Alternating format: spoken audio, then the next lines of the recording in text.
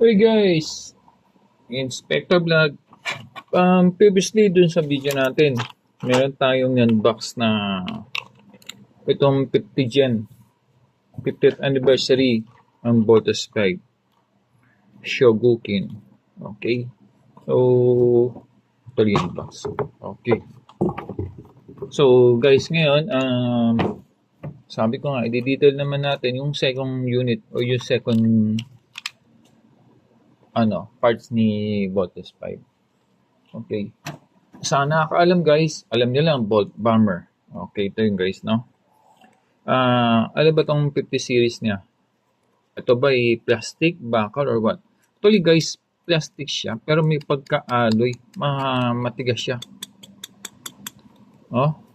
So, kaya tingin yung tawag dito, bakal siya kasi plated siya. Ganito, plastic din. Okay? So, ito yung nagiging kamay. Ayan. Nagiging kamay ni Voltus 5. Ayan, parang idea kayo. Okay. Tapos yung parts niya, actually, medyo ano siya eh. Hindi siya ganun baga kaswabing tignan. Para sa akin ah. Okay? Tapos pero ito itong ano niya, nakatok siya. Naka-close niya. Nakatok siya. Nakikita nyo. No? Siguro kung yung ibang version o yung isang klase labas ito, may angat to. May mismong tao sa loob. Ito wala guys eh. Pero sa bigat, mabigat siya. No? Para at least yan guys, may idea kayo. Kung sakaling gusto nyo bumili, di ba? Siguro kung sa akin na mas itong klase sport, ano talaga to collection.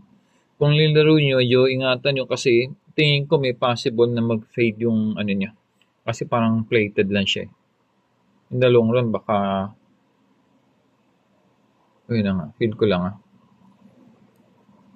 kita kumikin ano. In the long run, baka kumupas. Yan yung tingin ko ha. This parang idea kayo. Pero guys, matanong sa inyo, ganito lang ba yan, Bolt Bomber? Sino ba yan? Sino ba nagpapatakbo? At ano siya sa part ng Voltus 5? Okay, so di-discuss ko sa inyo. Actually, may yan isang term na possible hindi nyo alam eh. Ito pakita mo natin yung jet niya. Okay, ayun na. Tabi muna natin guys. Ito. Si Mark Gordon po may hawak niyan. Ayan. Item 9. I don't know is palayo niya or talagang Japanese name niya or what eh. Rodeo Champion Rider. Kasi kilala naman natin na magaling yung mga bayo. Okay, Master of Whip. Dahil nga doon sa ginagamit niya kay Alpha, yung whip. Ito yung sinasabing Alpha discuss ko. Orphanage while still a young boy. So, nung panahon ng gera, parang napunta siya sa isang orphanage center. So, doon siya nakahasa ng gusto. And he grew bitter, aloof, but cool under crisis. Yan yung sinasabi ko. Okay. He learned to live in the streets and perform odd jobs. Okay. Greatest friend is what Stallone known as Alpha. Okay. So, yun yung sinasabi kong kabayo. Yan yung sinasabi kong yun na nga, yung dito, yung kabayo na alaga niya. Okay. So, ito yung particularly na kamay Voltus 5. Pero sino nga ba siya? Okay. Ito guys. Based to dun sa siya yung second unit ng Voltus 5. 18 years old.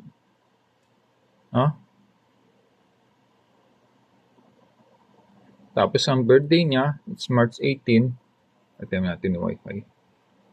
Okay, March 18, 2051. I don't know, siguro may mali ito. Tingin ko kasi 20 plus pa lang tayo eh. Pero yung March 18 is based dun sa series nung buntang ginawa yung Voltus 5. Hobbies niya, motorcycle, racing. Okay. person natin. Siya medyo matigas ang ulo kaya laging mainitin ang ulo kasama ni kalaban ni Steve.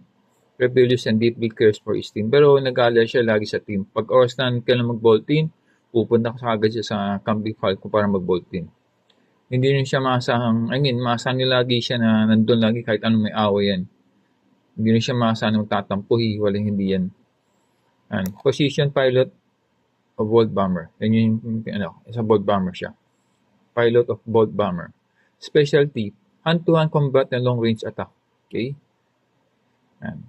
Skilled in fighting, sharpshooting, and handling heavy artillery.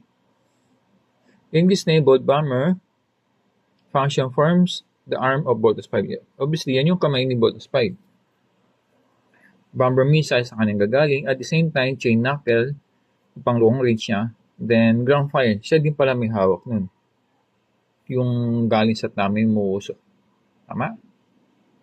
Galing sa chest niya. Yan yun. Tama. Aipa is known for his wild nature, but he is loyal friend and a crucial member of the Boltus 5 team. His fighting makes him one of the strongest in the close combat. Okay, so yan guys, para may idea kayo, hindi lang porket Bolt Bomber. Okay, so ito yun sabi ko. Yan. Para may idea kayo. Okay, so guys, ito nga sabi ko. Inspector Vlog, hindi lang tayo basta toys kasi may mga motorcycle tayo, rescue, and abangan nyo pang mga iba. May mga tanim pa nga tayo dyan guys, marami pa. May mga travel, food, everything. Okay, so binag ko to. Actually, may kasunod pa yan. Abangan nyo. Inspector tayo. So, ini-inspect natin may bawat item or what na gusto natin i-vlog. So, guys, don't forget to subscribe, follow, share. Pwede kayo mag-comment down. Okay, so in case there's anything na gusto niyo pa-vlog sa atin, gagawin natin. Then guys, sooner or later, ito pangalawa, i-update din natin yung 3rd, 4th, and 5th. Then we're going to assemble this one. Okay? Then abangan nyo guys, mayroon pa tayong mga darating na kakaibang iba-vlog natin. Okay? So yan, ito quick review ulit tayo guys. Huwag niyo kalimutang mag-subscribe and share. Okay? Ayan. Para mas detailed kayo. So, paano kaya pag nabuto, no? Gaano kaya kalaki? Iwapagyan natin sa box para maintain natin yung freshness. Then, for keep natin to, i-assemble natin once, siguro pagka nakaluwag yung space natin, ilagay natin sa clean box. Okay? Para mas ma-appreciate nyo. So, ito guys. And, balik natin. Okay? So, yun guys. Share nyo lang guys. Maraming salamat.